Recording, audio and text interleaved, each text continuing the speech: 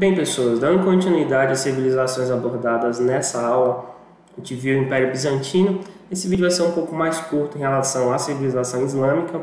Como eu falei, Bizâncio e o Islã vão ocupar o vácuo de poder deixado por Roma, naquele momento ali entre o século 4, 5 e 6 depois de Cristo, quando Roma Ocidental declina, e a Roma do Oriente, Bizâncio, vai aumentar sua importância por certo momento, assim como surge um novo ator político, econômico, religioso e social naquela região do mundo, nas bordas do Mediterrâneo, que é exatamente a civilização islâmica, que são os povos que vão ser adeptos da religião criada por Maomé. Aqui na abertura a gente tem a Kaaba, Meca, e você tem a pedra onde os muçulmanos vão fazer as suas orações, orando e apedrejando o demônio que está ali representado naquela pedra preta. Segundo as pesquisas mostram, a pedra preta na verdade é algo que vem do período pré-islâmico. Foi um meteorito que caiu naquela região do deserto, foi recolhido, tornou uma espécie de objeto de culto. Quando há o Islã, esse local ele acaba ganhando outro sentido. Antes era um local de peregrinação das religiões antigas da Península Arábica, depois virou ponto de peregrinação do Islã. Então é um dos pilares do islamismo você visitar essa região, fazer todo esse processo de apredejamento, etc. E é uma cerimônia que a gente observa que são milhares de pessoas, e hoje isso é impossível por conta da pandemia do corona, mas durante muito tempo, no momento normal do mundo, é uma região de recebimento de milhares de pessoas que vão fazer essa peregrinação. Aqui a gente tem um território desértico da Arábia, ali um mapa, a gente observa que é deserto, literalmente, puro deserto. Pouquíssimas áreas de água, só os oásis, que são brotamento do lençol freático, e basicamente areia e pedra. E nessa região nós temos como principal fonte de comércio, de economia, o comércio. Então não tem rios, não tem como ter agricultura plena, então o comércio foi a saída. Então a gente vê do lado ali direito, uma parte dessa região estava conectada com a rota da seda da China, que vinha lá do Extremo Oriente, passando pelo meio da Ásia, passava aqui onde é a Mesopotâmia e onde é a região da Arábia, até chegar ali nas portas da Europa, onde havia ali as negociações. Então esse caminho todo aí mostra uma conexão comercial. Então o comércio nas caravanas de camelos era um negócio importantíssimo para as tribos que viviam nessa região aí, já há milhares de anos, comercializando e vivendo nesse ambiente inóspito que é o deserto do Saara. Então os camelos, que é animal de locomoção humana, animal de carga, animal de alimentação, o leite de camelo é importantíssimo, a carne de camelo também é consumida.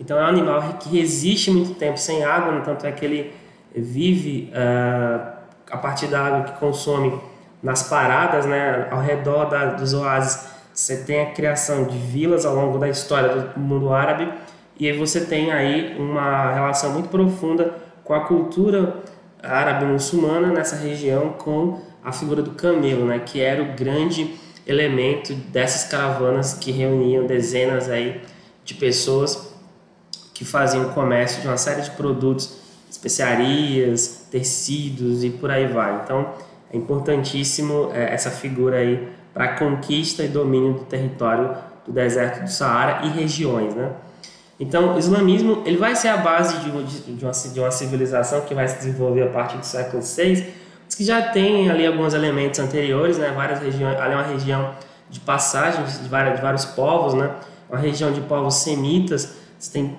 a presença, por exemplo, de grupos judeus naquela área, mas é também uma área de influência das civilizações mesopotâmicas, persas.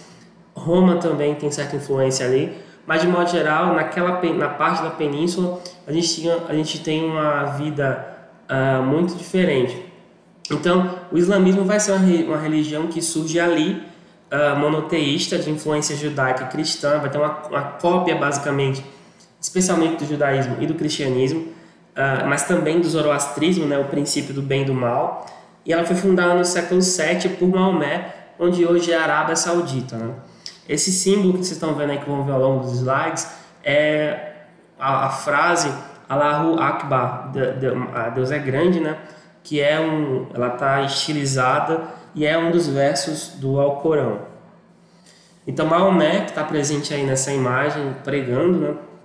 Ele está sendo representado com esses traços chineses porque os árabes antigos eles aprenderam a pintar com os chineses, né? Pelas trocas que aconteciam na Rota da Seda. Então a arte árabe e muçulmana desse período e durante alguns séculos ela vai ter traços chineses, mesmo eles não sendo de origem oriental, como oriental no caso do Extremo Oriente, eles vão ser representados dessa maneira aí nas iluminuras, gravuras e arte que foi deixada desse passado. Então Maomé ele é o grande nome, né, da religião muçulmana, que ele é o profeta maior que trouxe a palavra de Alá para os homens, né, a partir das revelações. Então quem é que foi esse cara? Ele era um condutor de caravana, né, simples, que casou com uma viúva rica, era muito comum, a Khadija, e se tornou um próspero comerciante, né? Ele herdou muito da fortuna, já que as mulheres não tinham papel e ainda não têm um papel importante no mundo árabe. Então, aos 40 anos ele teria recebido através de uma visão do arcanjo Gabriel a revelação, né, de Deus Alá, e essa revelação deu origem ao Alcorão ou Corão, né, que é como a gente chama em português ou em árabe Alcorão, que traduzindo é a recitação. Não se lê o Alcorão, você recita. Ele é recitado como se fosse uma canção, cantado na verdade.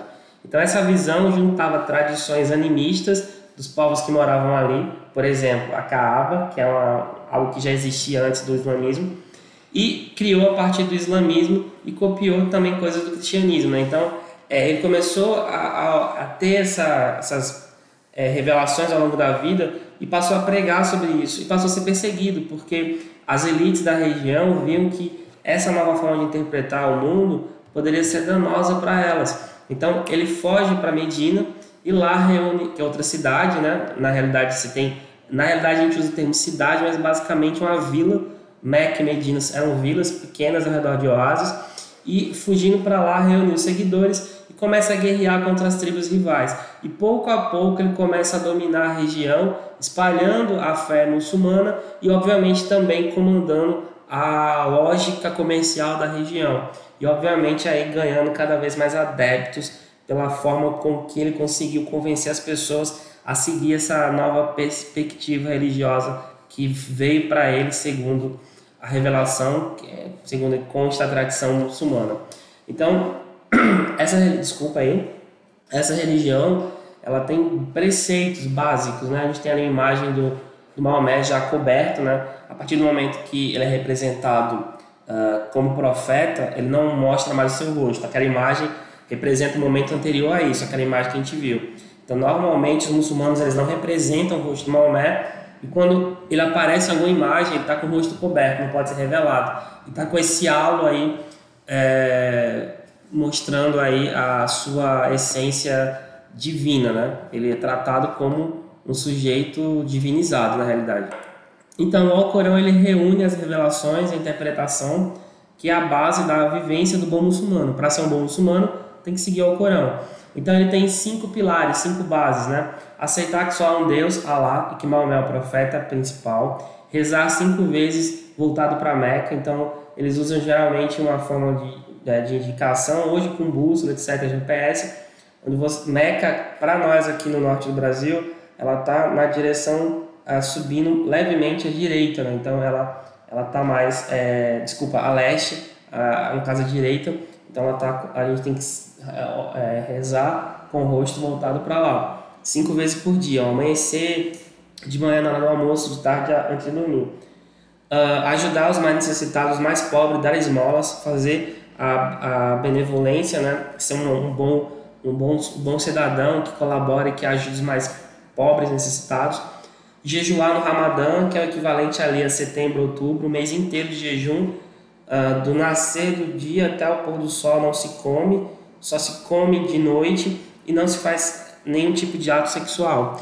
E peregrinar pelo menos uma vez para Meca. Esse princípio, a interpretação dele é o seguinte: não é obrigatório todo muçulmano ir para Meca. ele deve ir se ele puder ir. Se ele tiver dinheiro e condições, ele vai. Caso ele não tenha, ele não precisa ir, digamos que ele está desculpado. Porque esse princípio demonstra a possibilidade, né, tanto geográfica quanto financeira, de chegar até Meca. Então imagine esse ano, por exemplo, que lá está fechado por conta da pandemia, não se pode visitar como antes, né? Ainda tem alguns visitantes, mas de modo geral eles têm controlado bastante a entrada de pessoas de fora lá na Arábia. Então há uma dificuldade de visitar esse local por conta do contexto atual. E esse empenho todo do fiel é conhecido como jihad, né? O sujeito que age para defender a sua fé. Esse princípio de jihad ele é mal interpretado hoje porque se associa ele ao terrorismo, né? Porque o terrorismo internacional, que é uma minoria, imagine que de 100 muçulmanos, seja uma pessoa que acredita vagamente no preceito radical da interpretação da fé islâmica. Então a gente não pode taxar todo muçulmano de radical ou terrorista, porque aquelas pessoas que fazem isso são minorias bem minoritárias dentro do mundo muçulmano, que tem mais de 1 bilhão e 200 milhões de fiéis, a segunda maior religião do mundo depois do cristianismo. Então, e é uma religião em crescimento. E tem várias tradições dentro dela, você tem várias correntes dentro do mundo islâmico, você tem os xiitas, os sunitas, os alafitas, os wahhabitas. Então, assim, algumas interpretações um pouco mais conservadoras, algumas interpretações um pouco mais seculares, mas a gente não pode taxar todo muçulmano de radical. Até porque, se for assim, a gente tem que taxar todo cristão de radical, porque existem milícias cristãs nos Estados Unidos que usam armas para defender a fé deles, né? Assim como na Irlanda, você tinha a disputa entre católicos e protestantes que se matavam nas ruas por conta da religião. Então, a gente não pode generalizar todas as práticas como se fossem todos. O Islã é uma religião que, como todas as outras, ela prega a paz na sua essência.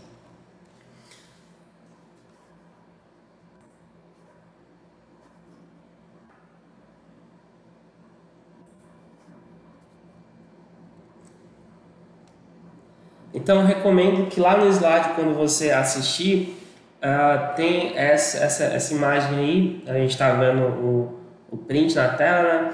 Mas lá você vai baixar, você vai ter o link aberto dentro do slide, e você vai assistir o canal da Fátima, é o canal Fala Fátima, que é uma jovem que mora no Brasil, ela é de origem árabe, mora em São Paulo, e ela tem um canal no YouTube onde ela fala a perspectiva da religião a partir da experiência de uma jovem adolescente, né, ela hoje ainda adolescente, sobre os aspectos sociais, culturais, de costumes do Islã. Então aqui nesse vídeo especificamente, ela está falando as características do Alcorão enquanto livro sagrado da religião muçulmana. Então, para os cristãos tem a Bíblia, por exemplo.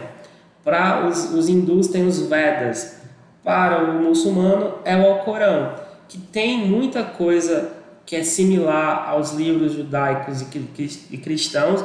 Você tem ali a história de Moisés, a própria história de Cristo está presente, mas na essência é um livro onde a figura da revelação de Maomé é o centro da coisa, né? Então ela explica um pouco as características desse livro e é bem interessante ver a perspectiva de uma jovem muçulmana que quebra muito esse estereótipo que a gente tem na cabeça muitas vezes em relação a esse povo. Então, seguindo adiante, a partir de Maomé, né, ele morre, há um confronto entre os seus herdeiros, entre quem mora em Medina e Meca, e essas disputas levam ao espalhamento da nova fé. Alguns acreditavam que ela não deve ser espalhada de maneira aleatória, outros acreditavam que ela deveria ser espalhada lentamente. Então, várias disputas em relação à interpretação da palavra trazida por Maomé. Então, essa disputa leva ao espalhamento da fé e à criação de reinos e impérios que usavam a religião muçulmana como base. Obviamente que, além do interesse religioso, tem interesse comercial. Então, as várias tribos começam a se unificar ou brigar entre si pelo interesse no comércio, né, da expansão comercial na região. Lembrando que é importante para os árabes saírem da Península Arábica e conseguir conquistar territórios para comercializar e ter acesso a outros produtos que lá na Península não tinham. Então, eles aproveitam o enfraquecimento do Império Bizantino e também Romano e do Império Persa e começam um processo de expansão muito grande naquela região do mundo, né? Então, a gente vê aqui no mapa a área que está mais escura é a área que foi expandida a partir até a morte de Maomé, já com ele em vida, né? Ali a gente mostra o local de nascimento dessa religião e o local para onde ele fugiu e onde ele morreu, né? Então ele nasce em Meca e começa a pregar em Meca, depois ele vai para Medina fugindo da perseguição em Meca, lá ele acaba morrendo depois. Depois da morte de Maomé, os quatro herdeiros deles, califas, né, vão começar a expandir a fé islâmica a partir de alguns centros, especialmente Meca e Medina, mas Damasco e Bagdá, que eram cidades dentro da área de influência persa, que passaram a ser área de influência árabe. E posteriormente, já com a outra dinastia omíada, vai se expandir pelo norte da África e até chegar na Península Hispânica, na Europa, que inclusive nós que falamos português, apesar de ser uma língua latina, o português tem uma quantidade de palavras no seu vocabulário de origem árabe. Por quê? Porque durante praticamente 7 séculos os árabes estiveram presentes na região que hoje fica Portugal e Espanha, só saíram de lá em 1492, na Espanha no caso, que é a última região que eles dominaram, e o vocabulário do português ali recebeu muita influência do idioma árabe. Então quase todas as palavras de origem portuguesa que começam com alface, alameda, por exemplo, a selga também, enfim, e outras palavras, a maioria que começa com al, alfaiate, elas têm origem árabe, né? Elas são do idioma árabe. Outras palavras, por exemplo, açúcar vem do árabe zuca, xícara também tem uma palavra de origem árabe, por aí vai. Então, a cidade que eu vivi muito tempo, Recife, ela vem da expressão árabe al-Racif, que é o Recife, né? No caso, o Recife de coral, que é a barreira de proteção. Então, muitas palavras, muitos costumes arquitetônicos, elementos arquitetônicos, alimentação, por exemplo, o costume de comer cuscuz é uma comida de origem árabe. Então, várias coisas, claro que a gente tem uma importância bem pequena, mas muitas questões vieram de influência desse mundo aí que durante muito tempo comandou essa vasta área que a gente está vendo aí. Então esse Império Árabe ele era um local de fusão cultural e expansão científica. Os árabes eles não proibiam os povos que eles dominavam de exercer a sua religião e de continuar com a sua cultura. É um caso que durante séculos existiam grandes comunidades judaicas dentro das regiões árabes, especialmente em Portugal, onde hoje é Portugal e Espanha. Tanto é que os judeus vão fugir da Espanha e Portugal quando a Igreja Católica chega lá, a partir do século XV. Então a gente vai ter um processo muito grande de fusão cultural. Eles vão ser um estado pragmático, né? Só que assim, você pode continuar a fazer a sua religião, mas vai pagar o imposto a mais. Então eles não proibiam o sujeito de exercer a sua religião ou a sua cultura, mas em troca eles cobravam o imposto a mais daquele que não aderia ao islamismo. Tinha essa questão. Eles passaram a controlar rotas comerciais porque, como eles ficavam na região de encontro entre a Europa e a Ásia, então as rotas comerciais ficavam entre eles. Então, interessantemente que os árabes vão ser os mediadores entre o mundo do Extremo Oriente, da China e do mundo europeu, porque eles vão fazer essa ponte de passagem, né, entre essas duas regiões. Eles vão ter uma expansão com vários califados e dinastias, né, como o Rashidun, o Omíyada e Abássida, em várias regiões, tem disputas, momentos de unificação e de fragmentação com o califado de Córdoba, Cairo e Bagdá, que é já no período onde eles começam a enfrentar a presença dos países católicos europeus. E tem divergências internas de correntes, os sunitas e os xiitas, né? Alguns tratam os sunitas como menos radicais e os xiitas como mais radicais. É meio simplório dizer isso, mas na realidade são elementos de interpretação da religião. É como a gente observa hoje, protestantes e católicos. Os dois são cristãos, mas ambos têm diferenças. É mais ou menos essa comparação que a gente pode fazer entre os ramos do islamismo, que são antigos inclusive também. Então, difusão cultural, por exemplo, eles trouxeram para o Ocidente a bússola, a pólvora, o papel. Portugal e Espanha só tiveram prioridade e tiveram a primazia da navegação porque aprenderam muita coisa com os árabes, porque foram região onde os árabes dominaram. Eles trouxeram esse conhecimento para lá. A matemática e a medicina, enquanto que os europeus estavam lá chafurdando na lama durante o período feudal, os árabes estavam difundindo a matemática, que copiaram dos gregos, e a medicina, que eles tinham um grande conhecimento de medicina também. Obviamente, eles eram esses sujeitos que liam a filosofia antiga dos gregos e romanos, e eles foram os difusores desses filósofos. Enquanto que a igreja proibia a circulação das ideias, a igreja católica na Europa, a partir do século V, os árabes eles ajudaram a manter essas ideias vivas. E eles tinham uma grande arquitetura, né? São vários exemplos dessa arquitetura árabe extremamente rebuscada, né? Então, a grande mesquita de Medina, que é uma mesquita gigantesca, antiga, ela foi ampliada, obviamente, mas é um exemplo dessa arquitetura de base árabe. Aqui a gente tem a Sala dos Moçárabes lá na Espanha, Alhambra. Então, Alhambra é uma palavra de origem árabe, né? Então, isso é só uma parte de uma parede toda rebuscada, os chamados arabescos, que são essas decorações extremamente complexas, né? Muito bonitas, por sinal. E eles tinham aqui exemplos dos pensadores, né, desse mundo, né? O Averroes e o Avicena. O Averroes, filósofo, e o Avicena, médico, né? O Ibn Sina, né? O nome dele é aportuguesado aí. E aqui vocês vão encontrar um trecho desse documentário da BBC exatamente mostrando a importância cultural desse povo do ponto de vista de manter acesa a chama de um conhecimento que a Europa Ocidental não permitia. Então, de modo geral, a gente termina aqui esses dois povos, né, o Bizâncio e o mundo árabe, demonstrando essa diversidade de interpretações de mundo que existia naquele momento na Antiguidade, né, mostrando que a Antiguidade não é somente Grécia e Roma, e que a gente tem muito que aprender olhando para essas civilizações que a gente conhece muito pouco na realidade. Só um adendo, vou deixar o slide disponibilizado também, o capítulo do livro digitalizado, e esses dois assuntos, junto com o próximo assunto, que vai ser Europa Feudal, vão ser a base da nossa primeira atividade, valendo 20 pontos dessa parte do ano, que é a avaliação nesse contexto, como tínhamos acordado na aula passada. Então, saudações, bons estudos. Qualquer dúvida, vou deixar um fórum com uma perguntinha lá, depois para vocês responderem. Participem e vamos lá seguir conhecendo um pouco do passado.